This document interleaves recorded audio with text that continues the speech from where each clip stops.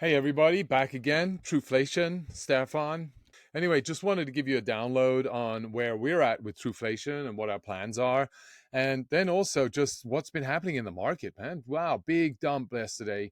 Largely due to liquidations and low volume, right? A lot of people bet long and leveraged up to go long in the anticipation that the bull market's coming.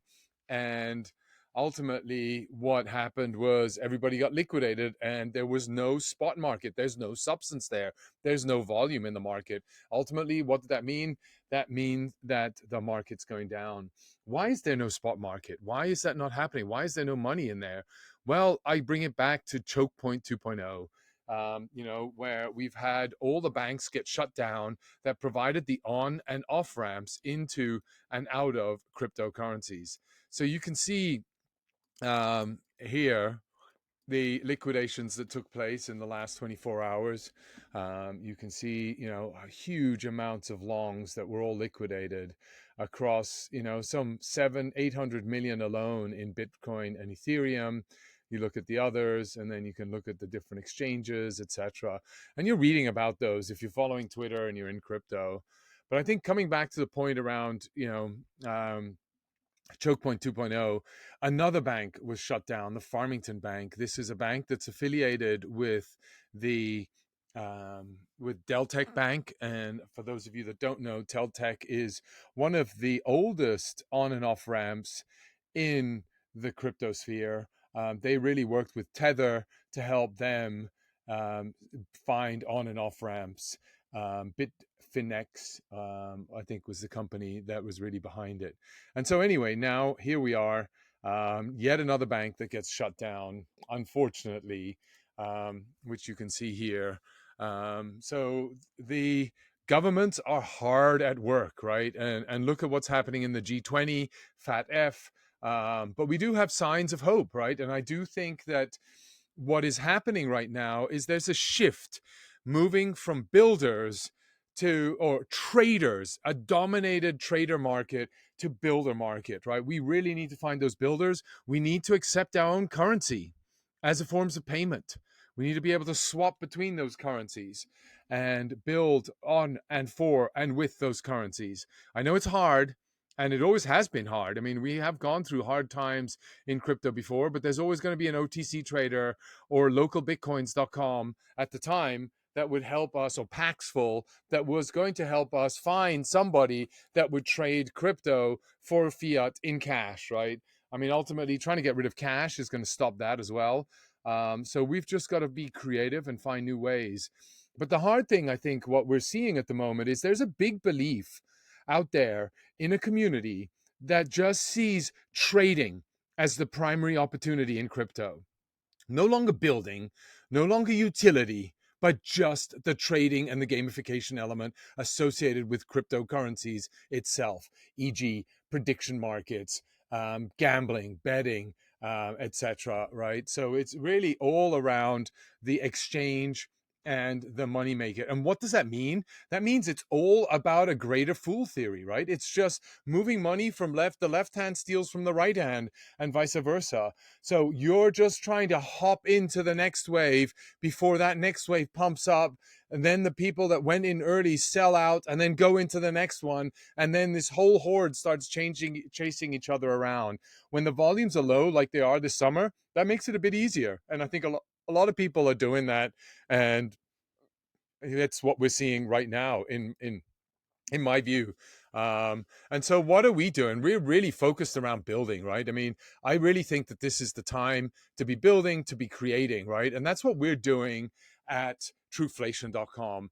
Not only have we now aggregated some 18 million price points with sourced from some 60 plus different sources with some 3 price feeds per item that we track, those 18 million items, and made that available to you on Truflation.com. You all know these pages, but what you haven't seen is we've added a whole new set of drivers.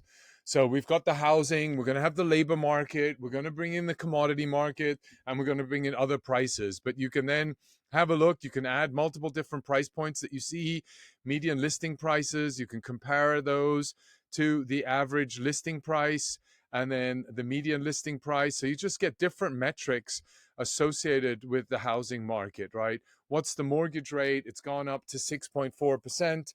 That's a 15-year mortgage rate. Some people were saying it's moving up to 8%. But let's see the 30%. It's down at 7%. So it's listed at 7% interest rate for your 30-year mortgage. But those are just some of the things that we're trying to provide. But what are we doing, right? We're trying to aggregate a lot of this data into a main view and visualization that you can find from one dashboard instead of having to go to 3 different dashboards, right? So we have lots of food categories. So you'll see the leading indicators around food, right? And if you go into frozen orange juice futures, for example, you can see how this market has gone from 180 in the last 12 months all the way up to a $300 price range. So nice gains that you can get in alternative assets. What are we trying to do, right? As we bring this and integrate these functionalities and features into one dashboard, we're trying to, number one, help visualization, help with discovery associated with what data sets are available, and then allow individuals or retail investors to then be able to download them, work with them in their own spreadsheets on their own computers, or they can just get it up here for free. And secondly, how do we enable DeFi protocols and smart contracts to be able to have an oracle around specific pricing information? And that's where we're taking Truflation into a oracle sort of solution, right? We're building out an optimistic oracle. Right now, we're running on Chainlink, so you already have the full functionality through Chainlink to access all of our data sets, right? What does that look like, right? And why are we building an oracle, and how does this evolve? Well, you can see here, we've built out most of this capability already in a manual format, right? So this is already available today. And what you see here is we have excuse me, you have data providers. So these are individual entities that are spread around the world. They help source data for us. They get rewarded. Generally, they're making anywhere between 20% of the revenue that the protocol makes from providing and sourcing data sets. And they provide those, clean those up, and provide them as indexed already to a decentralized network of hosting companies. These are decentralized hosting companies, are what we call a network of node operators that host the computation associated with the algorithms, the consensus themselves, the actual making sure that the data is accurate, how we can consistently use that data, and if that data is within specific parameters, the decentralized database that we've built out, and then we have an AI engine on top of that, right? And so why AI? Well, that is largely because we mandate 10 years of historical data to a level of granularity that if we index that for AI engines right up front, we can then provide you with a studio in the front end window, right? And so not only the computation happens early on in the process, hosted on the back end, however, the visualization and interaction with that data can happen on the front end. What we're then doing is making that data through this decentralized network available to anybody that wants it, and they can pay in any currency they want. It's your right to choose. We live in a capitalistic society. People should choose what they would like to pay in. And so we've made that available consciously. You can pay in fiat, you can pay in crypto, or you can pay in the native utility token. That is also possible. And we have a revenue share. So those revenues that get generated get distributed to the data providers that help us acquire new data sets for different geographies, for different categories, as well as for the node operators that are maintaining the computation infrastructure and the hosting capabilities themselves on behalf of Truflation. In any additional funds will be added to liquidity pools out there on decentralized and centralized exchanges, or even pass to governance voting participants up in the governance portal. Anyway, that's sort of what we've been building. We're working on this. We're going to be going through a listing. So we're going to be doing a number of changes through what we've already worked on. We started with an LBP, which is a liquidity bootstrap pool, back in December last year. We're going to be extracting some of the liquidity off that market and going to be allocating some of that liquidity back into centralized exchanges. We've approved for two major exchanges, centralized exchanges, that is, and we will be adding an additional decentralized exchange, over the next couple of days. So we've got all of that lined up. We'll be sharing a lot more with you on that progress and that process, as well as be updating the documentation around where Truflation is going. The core vision was always to be able to get down to a granular level where we can track the price of eggs, have multiple price feeds for that price of egg, for those prices, that price of eggs. Oh, I don't know what the right grammar is. But either way, we want to make that available. In order to do that, not only across eggs, but across the housing market, labor market, supply chain, consumer sentiment, etc. How do we capture all of that data? How do we decentralize it? Because it's going to be, some governments are not going to like it. But we're excited on bringing this to market because we see the need for building out applications, not just building out infrastructure. The infrastructure's there. We need to have the right kind of applications that sit on that infrastructure. Our infrastructure provider is Chainlink with their CCIP capability. We're on the Ethereum EVM ecosystem because that's where all the liquidity is. This is what we're building out. This is what we're looking for with our partners, our ecosystem partners, our data provider partners to scale. We want to be able to extract ourselves, and we want you to own a part of the tokenomics, own a part of the governance, define what market we should be going into, what app chains we should be focusing on, what chains and what networks we should be going after, what countries and geographies we should be capturing price changes for. We've got a lot of requests for Canada, Australia. Australia, the government there only announces inflation every 3 months. If we did it every day, look at that leap of innovation and leap of improvement that we can do. That has to have significant capital benefits to anybody that wants to bet in a market on an economy. Truflation has to be that source that is going to provide you any insight. So we've been trying to rack our brain around, how big is this market? Why are we actually doing this?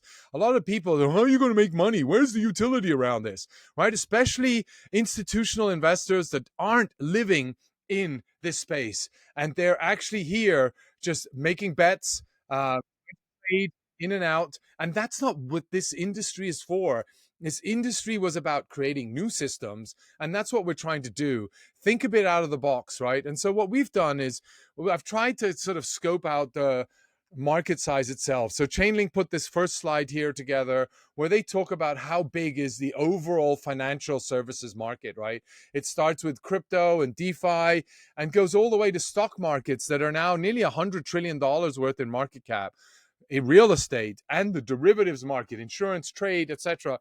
So you've got all these elements that are economically important aspects that is driving and facilitating trade and monetary exchange of goods and services, leveraging these products. Now, if you take that into account, right, those are quadrillions of dollars. We can't even really fathom how big and what the importance that is. So let's just say that you believe that $16 trillion are going to go and become tokenized over the course of this decade, right? So if that's the case, what service of that is going to be relevant and important for oracles? So you're saying $16 trillion of tokens are going to be created on chain. That does not address necessarily the tradability of those $16 trillion, but that's TVL. And so we think that 1% of that TVL is going to be used for Oracle services related to that underlying asset. So in some cases, there may be collateral that's being used associated with that value locked up. There may be assets that are tokenized that need a synthetic price feed, that need an actual price feed for the underlying synthetic asset. Who's going to provide that? And that's the role that Truflation will play in. If there is an underlying asset that needs to be priced for a synthetic equivalent and token representing that underlying asset, we want to be providing that price feed. So we then looked at the Oracle market, and we think the overall Oracle addressable market is about a $6 billion revenue market today. That's the potential of revenue stream coming from tokenized assets today in the real world space. And we think the actual serviceable market, because a lot of people will be using off-chain information, they won't be using an Oracle themselves. They'll have developed something, in-house. They'll be pulling the data from a Bloomberg terminal, a CME feed, or a Yahoo Finance, etc. So actually, let's say 50% of that is really a serviceable market where people are actually looking for Oracle services. In some case, they'll be developers will write their own Oracle, right, for that matter, just because that's something that they feel they can do. They didn't know something else was out there. So how do they do that? So we actually believe that the target market right now is $1.5 billion associated with Oracle services and direct revenue for Oracles relating to the real world asset market. This does not include the cryptocurrency market, the pricing ranges across all the different cryptocurrencies, across all the different blockchains, across all the different layer twos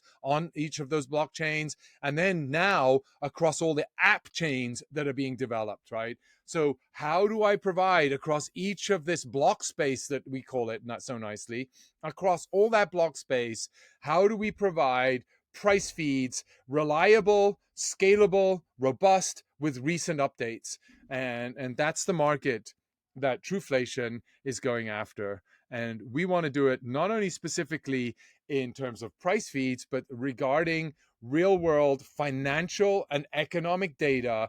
How do we bring that on chain for you developers to use across DeFi protocols? And actually, we're seeing more and more the adoption of crypto services in terms of payments, in terms of tokenization of assets in emerging markets.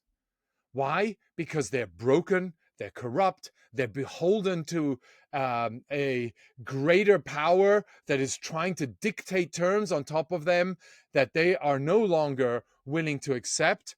And we're also seeing a crumbling of the existing financial powerhouses that we've had for their lack of ability to manage a budget, manage a P&L, manage a balance sheet. Look at the debts that we are seeing creeping up in these big economic powerhouses due to rising social costs, rising fantasy objectives, and illusion, and the lack of ability to go into hardship, work hard, which is what's needed. And there's a sense of entitlement there. I think that has to change in order to bring down the debt, but more importantly, incentivize growth. How do we incentivize growth going forward? Entrepreneurships. We have amazing technology that entrepreneurs can work with. They can be blockchain. You can talk about AI. You can talk about biotech. You can talk about environmental sciences. You can talk about all these capabilities, electric vehicles. I mean, I can go on and on. There are so many great opportunities. A lot of these opportunities are squashed before they can even flourish, before businesses can even be grown, before entrepreneurs coming out of universities can create a new idea and pursue a new idea, before capital is allocated towards these new ideas. We need this feed into R&D, new entrepreneurial habits, get rid of bureaucracy, less forms, make it slippery so that we can run down a path and slide into prosperity. Why? Because that creates jobs, that creates opportunity, that creates revenue, that creates growth. Growth equals tax income, equals the ability to service debt. And so that's really where I really like to see the world go. And why am I talking about this when we're talking about Truflation? Because I believe we are beginning to see a separation of government to governance. So the governance is going to be enforced by specific smart contracts based on the policies defined by governments. The governments are the politicians. They're the ones who are going to set the policies. They're going to set the guidelines, the processes, protect the consumer. Those protections are then going to be embedded into smart contracts, and the enforcement should happen through those smart contracts, which can be audited at any time, are transparent, are immutable, are censorship resistant. All of those capabilities we want to see flourish, and that separation has to happen now, because now's the time to really drive a change and really make that change a significant impact. For that, we're going to need some really good applications, blockchain services that go beyond just penny stock trading, e.g., buying the next shitcoin for the next shitcoin or altcoin and swapping them in and out amongst each other. I'm a big believer in cryptocurrencies. I believe that blockchain needs to have its own cryptocurrency, because there's no point building using this clunky technology, this old, decentralized nature of technology for the sake of building on it and then pay, the beauty of it has been the ability to couple the new protocol with a currency. So you're building using a complicated technology with a level of complexity amongst an open community, and rewarding everybody that participates in that community and providing them with a currency associated with that protocol. That's what cryptocurrency enables. It allows you to create a currency to interact with that protocol and that service. And we got to keep continuing to build these types of services and these types of features. So on that note, I'm going to stop here. Wish you all a great weekend. Hang in there. This isn't the first and last time that we've gone through a lot of these activities, but it is a transitory environment. We will find our way out of it, and we will find ways to work together beyond being limited to these on and off ramps that the institutions and the legacy financial guardians, maybe that's the right word, would like us to go through. So see you soon, and thanks for listening.